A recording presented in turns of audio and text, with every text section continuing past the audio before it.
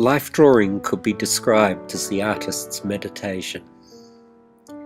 It is where we are most in touch with the primordial urge to create and understand our environment.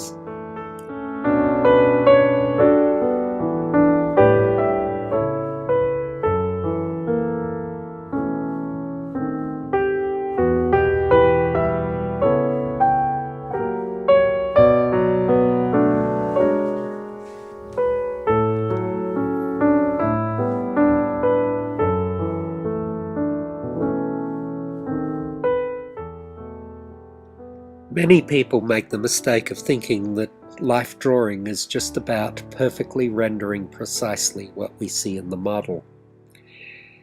It is certainly true that the better we get with accuracy of proportion and other technical aspects, the easier it is to convey the drama of the moment to the viewer. However, it is not the ultimate goal in itself.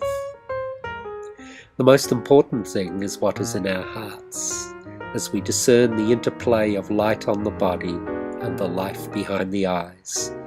It is a balancing act between aesthetic considerations and emotion. Leonardo da Vinci wrote that it is easy to depict the likeness of the body, but hard to capture the soul behind the eyes, and we still struggle with the same fundamental conundrum. The most important thing is always that intangible poetry that exists in the air between the artist and the model, the magic of the moment, and if we can capture just a small portion of that magic and convey it to the viewer, then we have been successful whether we rendered the object perfectly or not.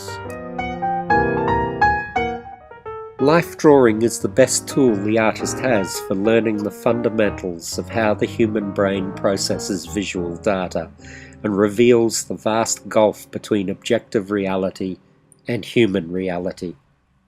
Reality is accepted by most of us, and while we accept that every individual sees the world from a different perspective, we don't automatically understand all the implications of this human reality in depicting our world artistically.